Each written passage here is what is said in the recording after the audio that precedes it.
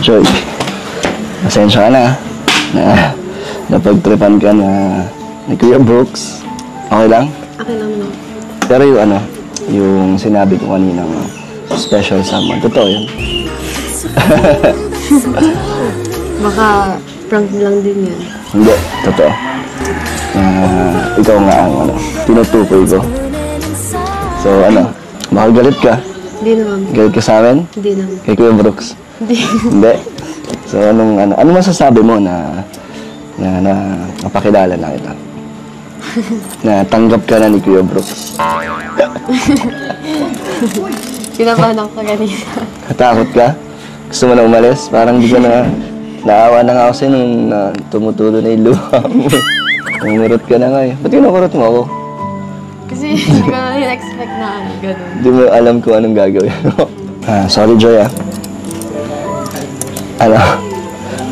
Sure ka? Di ka galit? Hindi naman. Ano lang? Ano nararamdaman mo ngayon? Ano na? Okay na kasi. Masaya ka naman. Masaya. Hindi na yung kinakabahan. Sabi Joy, talaga mabait ka.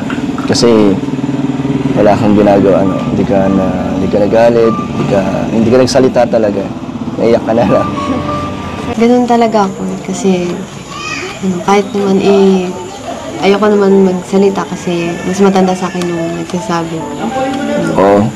So ba rin, kahit na galit sa'yo, ginagalang mo pa rin. Yung pa rin iniisip mo yung respeto. Galing.